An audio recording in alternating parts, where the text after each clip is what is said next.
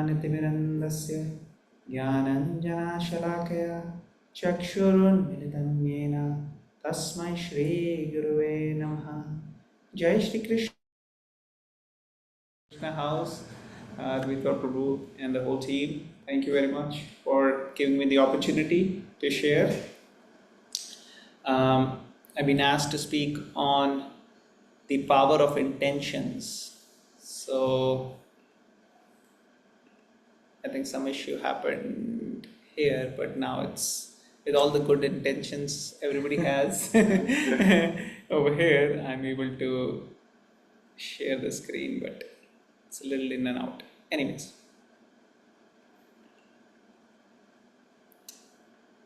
If you'd like, this is how you move the slides. Okay. All right, great. Thank you. This one? Yeah, you just press down right here. Down and up. I can do it for you. So No, that's press okay. Down. Okay.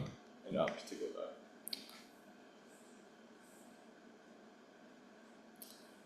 All right.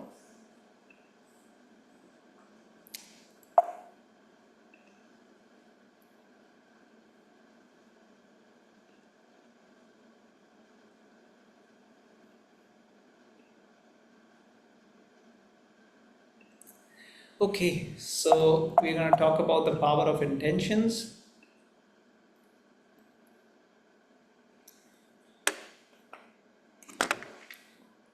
I'm just trying to figure out, I have to press.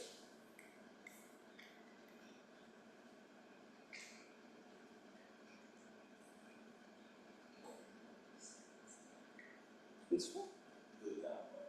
Okay, down. Okay, okay, got it. Excellent. Okay. So, any activity or any action performed has two aspects. One aspect is the actual activity which is done, observed, seen, and the other is the intention behind it. So, is the action more important or is the intention more important? What do you guys think? Intention? Okay. Anybody else? Anybody here would like to say action is very important? Action? Okay. Anybody who says intention is very important? Actually, both are very important, right? But if you have to compare, probably the intention is more important. Because if the intention is right, then maybe a mistake can happen and land up with bad action. But for the most part, if the intention is right, that can play a big role. So, good intentions. Now, good could be a very relative term also, right? Good intentions. So there's a proverb which says, the road to hell is paved with good intentions. Has anybody heard it before? So road to hell is paved with good intentions basically means that one may have very good intentions, but actually we may not realize that it's going to have undesirable consequence. We'll see some examples here. So during the Second World War, Hitler, as many of you know, had concentration camp and had a big genocide, killed so many Jews. So much chaos happened. Now one of the generals who was assisting Hitler once was talking about ahimsa or non-violence. So he was telling that how he's a big proponent of non-violence. And it was kind of surprising for some of the audiences who were hearing. And then later on they asked, hey, you talk about non-violence, but what about all the violence which happened or which is happening? And with a grave look on his face, he basically said, I'm sorry, but this was very important. This was to be done for the benefit of the humanity. So sometimes people have a mindset in which they are actually doing so much wrong, but inside they are feeling it is very much needed. And they feel they have good intentions. Similar example we can see about the terrorists these days. many of the radicals, the terrorists, with various agendas, and many of them on the name of God, for example, Islamic terrorists, they are convinced that what they are doing is actually for the benefit and for the good of the large. But in an attempt of doing that, they are creating so much problem for so many people all over the globe. So they may assume that they have good intentions, but we can see what the consequences. So similar actions could have opposite results. I'm going to share a couple of stories here. Anybody here heard of Srimad Bhagavatam? Srimad Bhagavatam, right? It is one of the very ancient scriptures and a profound book of knowledge, and has different stories by which we can learn from the examples of great sages and saints and others what to do and what not to do, and how to navigate our life on the principles of Bhagavad Gita. So Bhagavad Gita gives us the principles, and Srimad Bhagavatam actually gives practical historical examples of how that was implemented and applied. So Srimad Bhagavatam and other scriptures, they talk about different instances. One of the instances where Lord Balaram, he's the brother of Lord Krishna.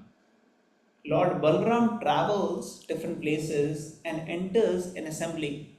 This assembly is full of many great saints and sages, and there was a lecture going to start. A speaker is going to speak, and the name of the speaker is Roma Harshana. Have anybody heard this name before, Roma Harshana? Yeah. Some of the people have heard. So Roma Harshana was trained in the science of the Vedic knowledge by Vyasadeva. Vyasadeva had written the scriptures, the Vedas, Upanishads, Puran, Mahabharata, Srimad Bhagavatam, all of them were written by Vyasadeva. And he wrote, Vyasadeva wrote all these and trained his disciples, and Roma Harshana was directly trained by him. And he is going to speak, and he's starting to speak, and then enters Lord Balaram. And seeing Lord Balaram, who is actually practically Vishnu himself, all the saints and sages bow down and pays respect. But Roma Harshana, who's sitting and going to speak or speaking, doesn't feel that he has to get up. Now, the action may appear like that, but Lord Balaram, who is Lord himself, can sense what is the intention, what is going on in the heart. And in his heart, he could sense the pride and the arrogance. And Lord Balaram could have said, hey, okay, be careful next time, right? But that wouldn't have left an impact for us to discuss after 5,000 years ago, right? It's been 5,000 years since this instance happened, and we are talking about it even now, and it found a reference in the pages of the scriptures. So he wanted to make a point which is remembered for millennia. So he picked up a straw, blade of grass, and just threw on Roma Harshana. And this blade of grass worked like an arrow. And Roma Harshana actually immediately dropped dead, as if that was, like an arrow. So this was the power of Lord Balaram. And all the saints, sages there, they are kind of astonished. What's going on? And then Lord Balaram, they said, we had blessed him to speak. And Lord Balaram said, well, I can give him back his life if you all want that. They said, you know better what is right and wrong. If you've done this, this must be appropriate. Then those blessings were transferred to his son, who actually later on spoke. But here the point is that even though he may have been such learned, educated, and all of that, but if he is actually having wrong intentions, that is not appropriate. That is something which is important for all of us to meditate, introspect, and learn in our life. Similar instance happened when Daksha, who is one of the demigods, son of Lord Brahma, enters an assembly which had lots of saints, sages, and demigods. So when he enters, all the others pay obeisances to him except two people. One is Lord Brahma and one is Lord Shiva. Now these are great personalities, all of them. Daksha sees Brahma is his father, so Brahma doesn't have to pay obeisance or respect because he's father. So from that standpoint, it's okay. But Shiva, Lord Shiva, was not his father, and in relationship, he wasn't necessarily superior to Daksha. So Daksha anticipated that Lord Shiva should go down, and he did not, and this made Daksha furious.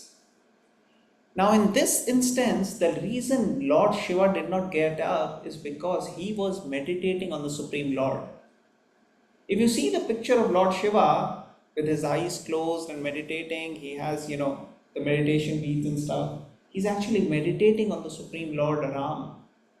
And Ram and Sankarshan, they are the focus of his meditation. So Lord Shiva did not do anything wrong. He wasn't having pride, arrogance in his heart. His intentions were pure, but his action may have appeared similar to the action of Romaharshana. But actually, it wasn't similar because the intentions were very different. And therefore, in this case, even though there was cursing from Daksha and there were counter cursing from Lord Shiva's supporters, it didn't actually have as much of a consequence on Lord Shiva. In fact, he was simply happily meditating on the Supreme and he left that place. So we see that similar actions may not, because of not similar intentions, will have different consequence.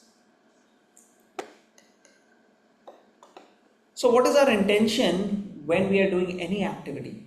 Even here in Krishna house, they serve lunch to hundreds and hundreds and thousands of students at times.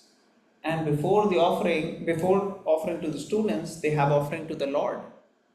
And when Lord is offered the food, what is the need? Some people say, why do we need to offer? I mean, Lord is not hungry for our food. I mean, we have, very limited resources. Lord is unlimited. Some people may say we don't need to offer. But the fact is, yeah, Lord doesn't need our food. But Lord, one thing is there which we have, which is unique. And that is our love. Our love is what we can offer to the Lord.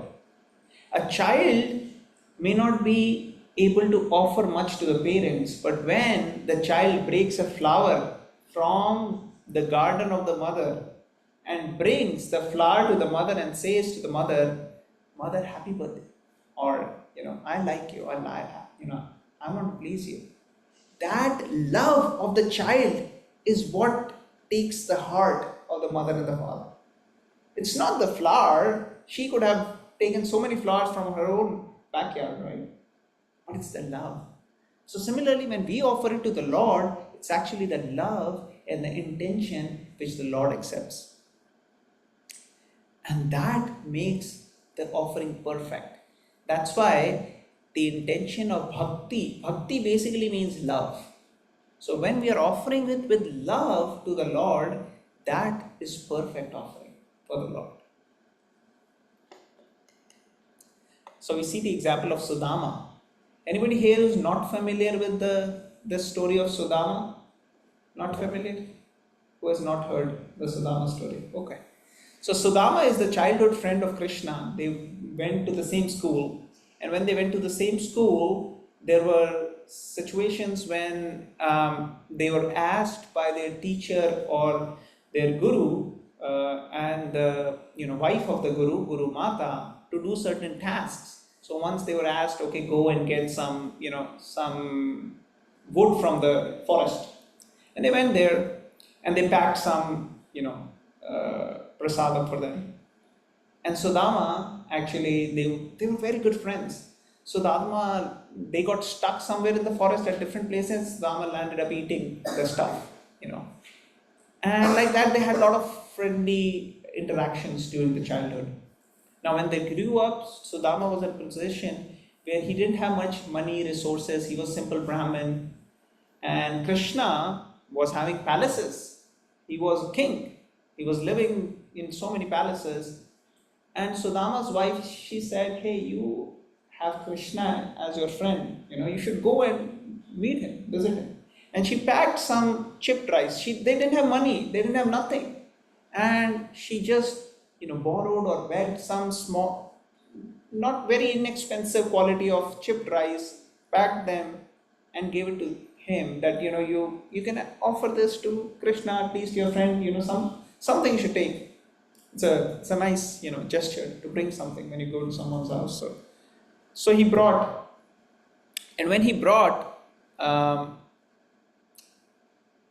he saw Krishna with so much opulent palace and so many different food items and everything. He didn't even feel like I am in any position to offer this inexpensive stuff. And when he went close to Krishna, it's a long story, I'm just cutting it short because we don't have much time. He didn't even offer it to Krishna. He was like feeling so embarrassed and ashamed and stuff. He's like, I don't know. But Krishna accepts the intentions, and his intentions were of love and devotion, and he didn't have to offer. Krishna just snatched from him. He said, "Oh, you got this. This also you wanted to steal, like what you used to do at Gurukul. You used to take the offering all by yourself, and you're going to take this also, which is actually sent by your wife for me." So he took and he grabbed. Now these were very ordinary, like nothing was there, but Krishna was accepting the love and the devotion of Sudama and his wife. So every time we are in a situation where we have to make choices and we choose to do something, it habituates us to do that again. And that's how habits get solidified. So it's very important to have pure intentions, proper intentions. Because if you have good intentions, even if the action has some defect, it can be taken care of. Otherwise, because of so much negativity, negative energy, these weeds, lust, anger, envy, pride, illusion, we are actually getting bombarded with all these distractions, and we cannot really stay focused on the right path.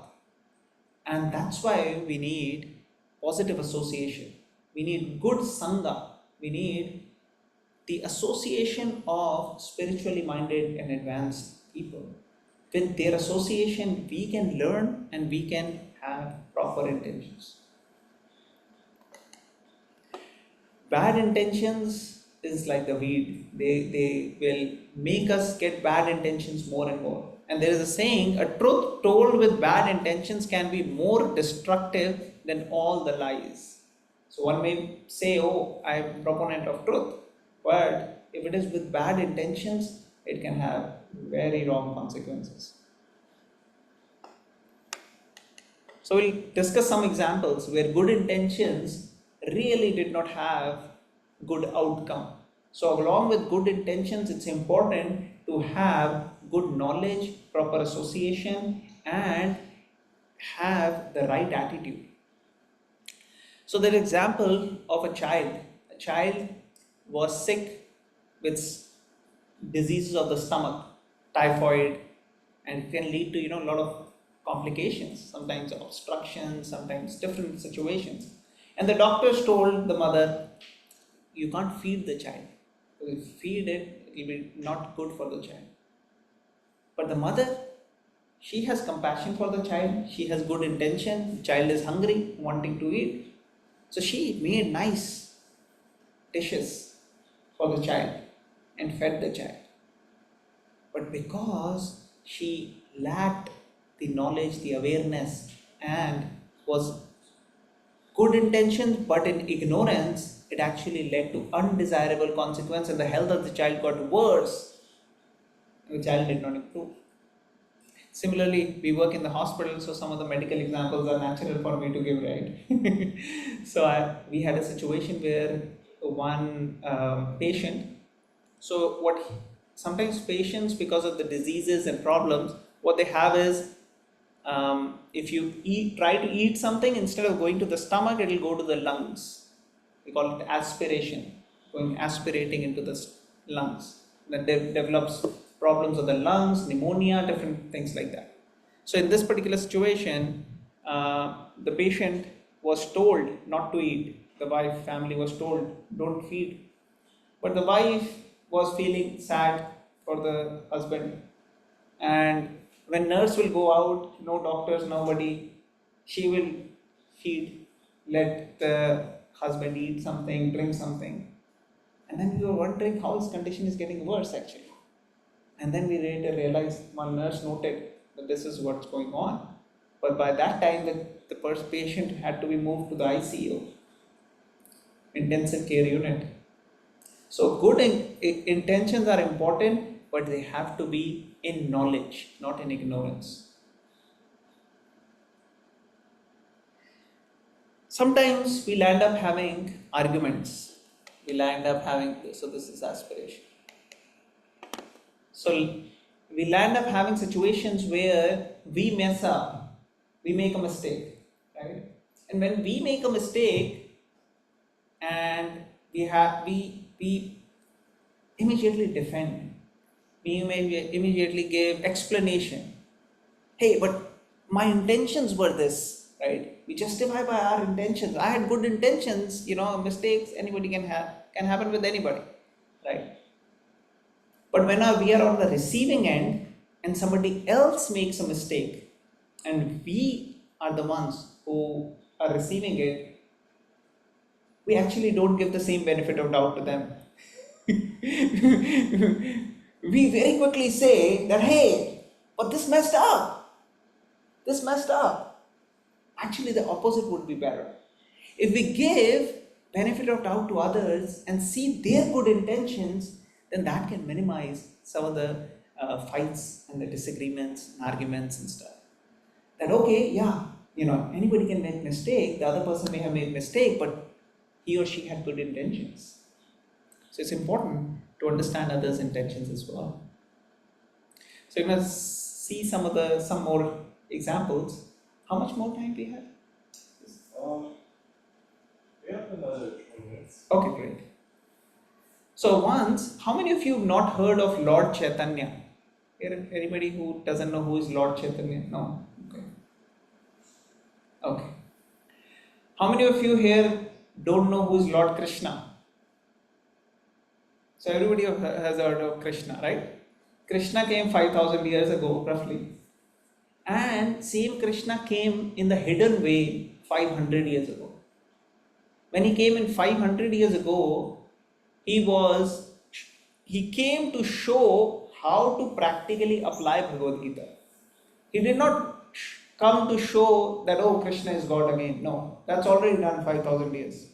Now the next step is how to understand the teachings of Bhagavad Gita. So he came 500 years ago to apply, show his example. So while he was going around teaching, sharing, spreading happiness all over, he goes to South India.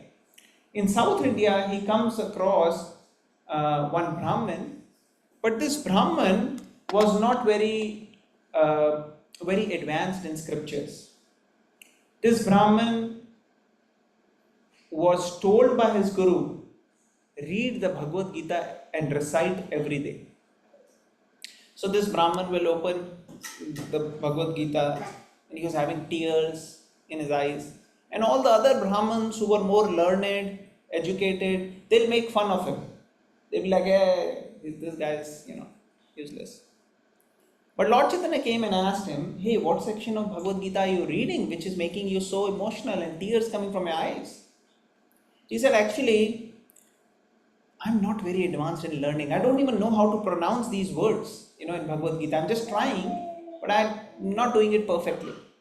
And meaning also I am doubtful. I'm not 100% convinced about the meanings either, So why you're having so much emotions and tears coming from your eyes? He said, when I start reading the Bhagavad Gita and see that how Krishna has taken the position of the servant of his devotee. Krishna is the driver. Now when we see big, powerful people, we don't see them as working as a servant or a driver, right? They have drivers, they have servants. But in this case, Krishna is becoming the driver of his devotee. And that's how he enters the Bhagavad Gita.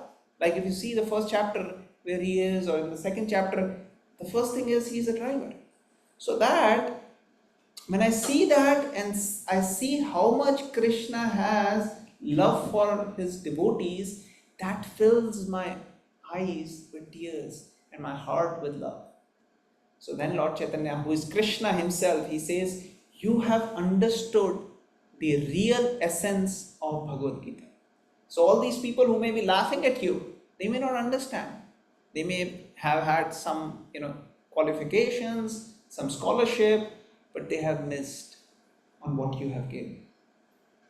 So this is where we see the intentions. His intention and his devotion is what made him much more advanced. There's another story, comes in scriptures. Srila Prabhupada mentions it in Nectar of Devotion. There is a nice picture also. If you see the Nectar of Devotion, one of the books by Srila Prabhupada, there is an example of one Brahmin or a devotee who wanted to do some offering to the Lord, and he did not have any resources. He thought maybe I should cook something, but he was practically in the middle of the forest, didn't have any resources or ingredients, but he wanted to prepare a sweet rice. Anybody here who has not tasted a sweet rice? I shouldn't ask this question on Ekadashi, right? So sweet rice or kheer is what he wanted to make, or payasam. So what he did, he didn't have resources, but he did what is called as Manasik Seva. Manasik Seva is service in meditation or in mind. So he sat in meditation, and in meditation he's preparing all the steps he's doing, which he would have done if he would have had ingredients. So he's preparing the rice, milk, heating it, putting the sweet, different other steps he's doing, and as he's doing that, he's completely absorbed. Now milk, if you have to offer milk, generally hot milk is better. But sweet rice, cooled sweet rice, cold is better.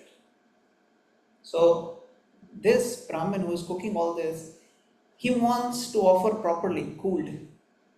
So as he's meditating, he's cooked everything, and he's now going to test whether it is cooled or not. So in his meditation, he is testing with his finger, putting whether the sweet rice is cool or not. And as soon as he puts his finger, it's so hot that it burns his finger. Now this is all happening in meditation. It's not that he's actually putting it. Because when you love the Lord reciprocates. So when he feels the heat, he actually opens his eyes and his finger is actually burnt. Has the symptoms of burnt. So this is how Lord reciprocates with how we approach. So Bhishma is one of the Mahajans, great personalities. Bhishma was on the opposite side of Krishna and Arjuna. So Arjuna was fighting in the Mahabharata, and Krishna was his chariot driver. And sometimes he would be fighting with the best warrior, which is Bhishma. And when Bhishma and Arjuna are fighting, sometimes some of the arrows of Bhishma will go and hit Krishna. Now Krishna is the Supreme Lord, and Bhishma is one of the best devotees of Krishna. Now Bhishma doesn't want to, but Bhishma knows that intention of Krishna is that this fight should happen in this manner, that I be on the opposite party. So Bhishma executes the will of Krishna according to Krishna's desires, and in the process Krishna is getting hit, but each and every arrow which Bhishma is hitting Krishna, Krishna is not offended. Krishna is knowing that he is doing his duty. Krishna understands the intention of Bhishma is to offer devotional service to Krishna. Because Bhishma wants to offer devotional service, even the arrow coming from Bhishma is as pleasing to Krishna, if not more, as flowers being offered to Krishna. So Krishna sees the intentions and accepts that. So Vishwanath Chakravarti Thakur explains that Bhishma's arrows are actually pleasing to Krishna.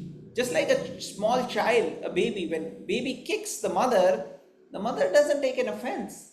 She's pleased. She likes the kicks.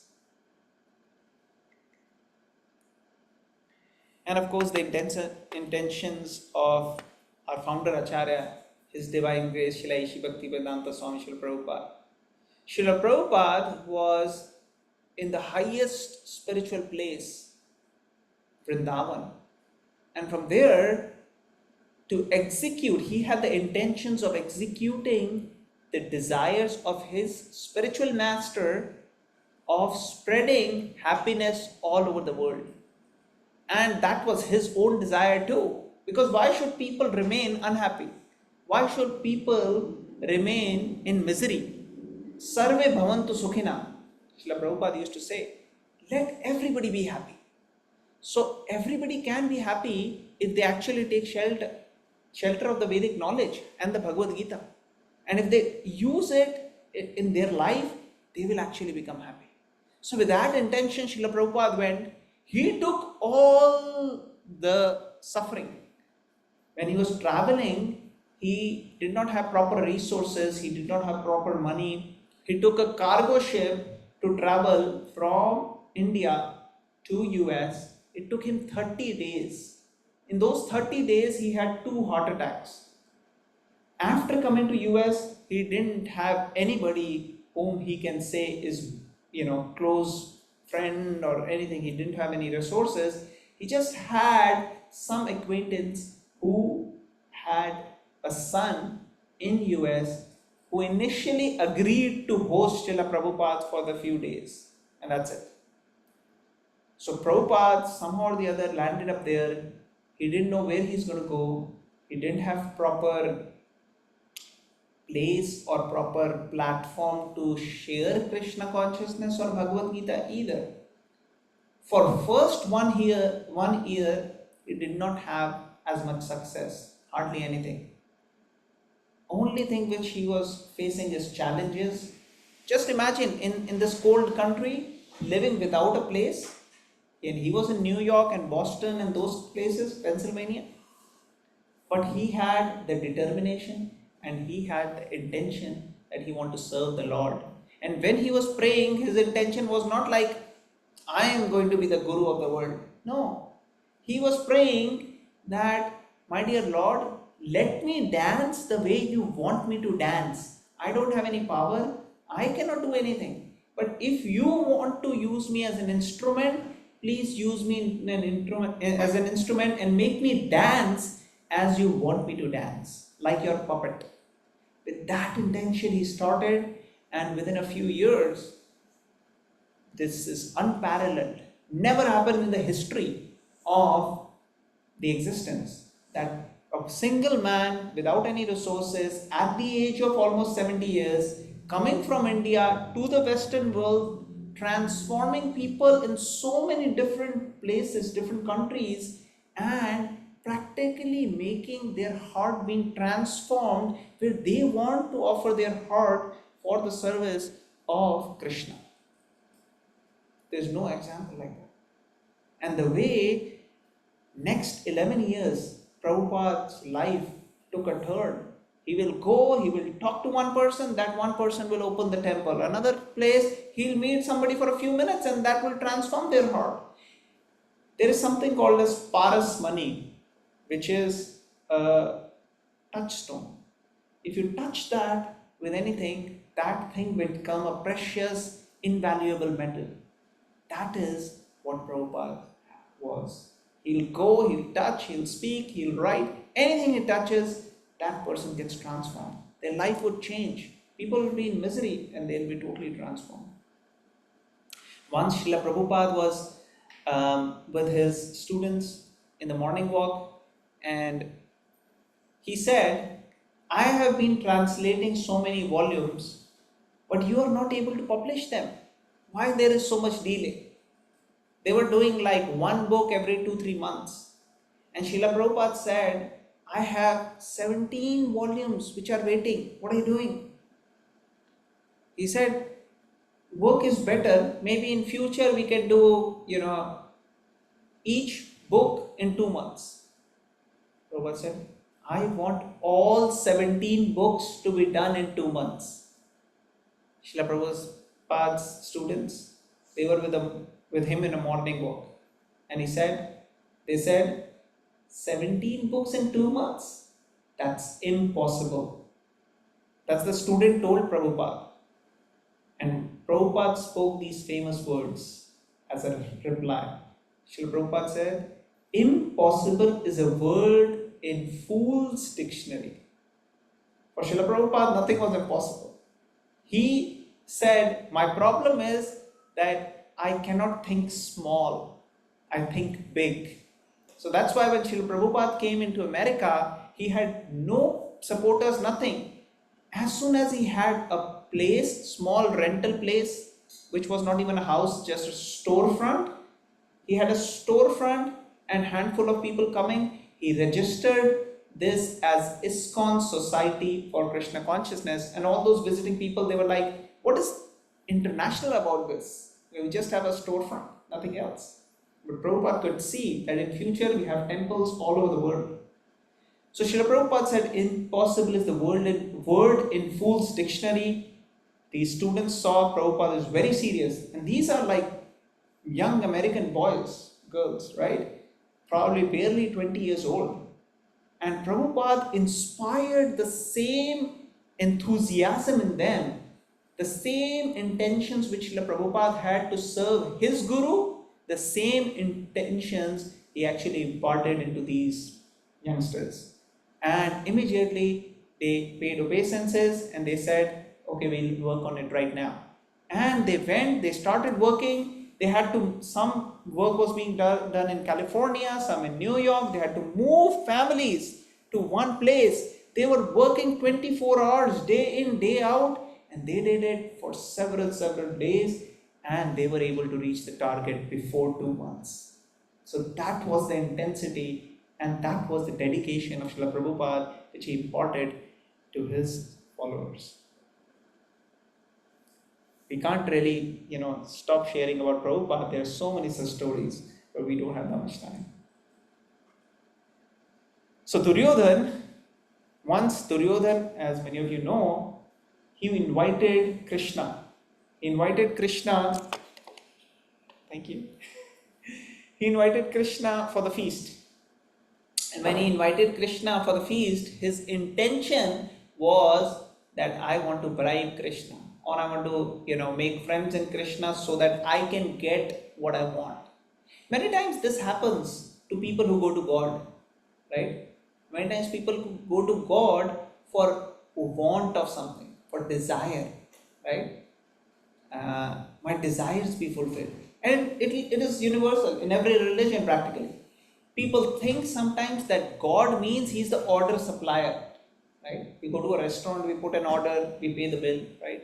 So, or we pay the bill first and then we give the order slip and we get the order completed. So sometimes people think like that, God is order supplier.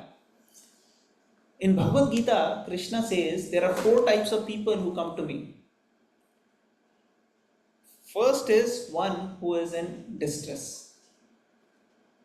Second is one who is seeking for material wealth, or wealth, health, different other things.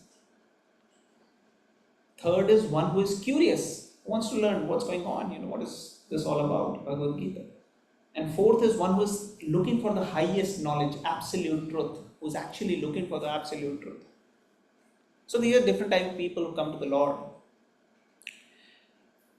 But none of them are the highest level. They are all pious people, Krishna says, but they are not the highest. But when they come to this path or towards Krishna, they meet other people who will be pure, who are advanced, and by their association, they can also become pure or advanced. I'm good, Prabhu, thank you. So this is how many people who may have other intentions may come and may get an opportunity to improve their intentions and get pure intentions. Duryodhana was not in that category. Duryodhana was not here to learn from somebody. He had his decision made. His intentions was not to serve. And therefore, Krishna did not accept his invitation for food, for feast, for coming. And instead, Krishna went to the house of Vidur's wife and Vidur. Why? Because they had the devotion, they had the love. In fact, there's a famous story where when Krishna went, the wife of Vidur didn't know that Krishna was going to come. And she's so surprised and amazed that, the Lord has come. So she wanted to offer the best, but in her excitement, she didn't even realize what she is doing. She grabbed some bananas and she kept peeling the bananas. And in the excitement, she threw the bananas inside fruit and kept offering the peels to Krishna. And Krishna, who accepts intentions, Krishna is Bhav Grahi Janardhan, who actually accepts the Bhav. He accepted the peels and took the peels, and he was okay with throwing the fruit. Now, if any of you taste the peel, you'll actually feel how it feels to taste it. I tried and I was not able to even take, much. So this is what is an example of Krishna having reciprocation with the intentions and with the desires. So I had a lot of stories and a lot of slides, but because of lack of time, I did not take all of them because I wanted to, make sure that we cover. But this is one of the final slides which I want to spend a few minutes on. So we heard about good intentions, bad intentions, different outcomes and different things. Oh, no, that's cool. So this is going to be power of the holy name. So we talked about the intentions from various perspectives. But the beauty of Krishna consciousness is there is a very unique thing about it. In 2nd chapter Bhagavad Gita, 40th shloka, Krishna says, Neha vikrama nashosti pratyavayo na vidyate swalpam apyasya dharmasya trayate mahato bhaya. That even a slight advancement in this path can save one from greatest dangers. So even though people may have, good intentions and bad intentions, and we discuss some of that, but here we are going to talk about how powerful Krishna's mercy and the holy name and the process of Krishna consciousness is. So this is the story of Ajamil, who was trained as a Brahmin boy, trained to do things in a proper manner, was properly married and doing his duties, responsibilities. But one time he actually had witnessed a situation where two unmarried people were intimately associating with each other, and that corrupted his mind, and he started associating with the prostitute. He stopped doing his duties and responsibilities, taking care of his family, taking care of his wife. He stopped all of that and he started doing wrong activities. Now at the time of death, he had accumulated so much heavy negative karma that he had to face. He had to go to Nark, hell, and he had to suffer. But one thing he did, he named his youngest child as Narayan. Now when he was about to die, at that time, he started remembering his child Narayan, and he said the word Narayan. Now even though he spoke Narayan not with an intention of the Supreme Lord, but with an intention of calling his son, but because the word or the power of the holy name is incomparable. That very word, Narayan, saved him in such a manner that if you see the first picture, so the second picture is showing how his mind got distracted and corrupt. But the first picture is showing that this person, Ajamin, was his soul was getting pulled to the Narakalok, to the hellish planets by the Yamadut. But then these bluish looking complexion, heavenly, demigodly people, they came. These are the Vishnu Doots. They came and they actually rescued him. They had a huge argument with the demigod, with the Yamaduts, and they defeated the Yamadut, and Yamadut had to leave. Yamadut said he did so much nonsense. They said, but he spoke Narayan. So one Narayan word, one holy name is so powerful. So therefore, if we meditate on these holy names, we can actually see how much they can transform our heart and how much they can clear our mind. And in this process, there is no loss or diminish, and even a slight advancement can save us from greatest type of dangers. So with that point, I would like to stop here. Thank you very much. Thank you everyone for joining today.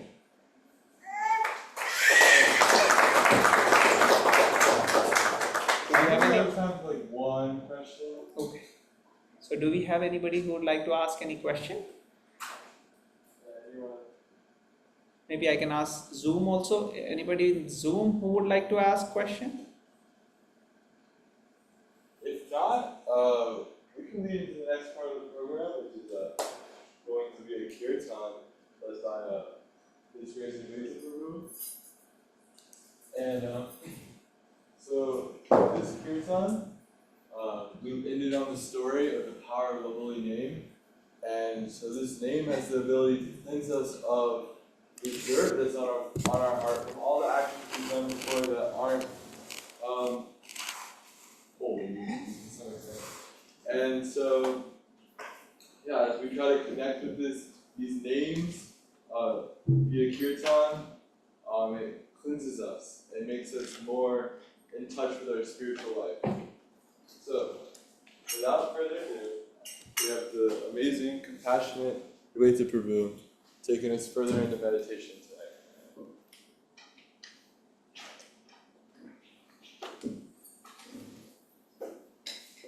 Bruce, you take this.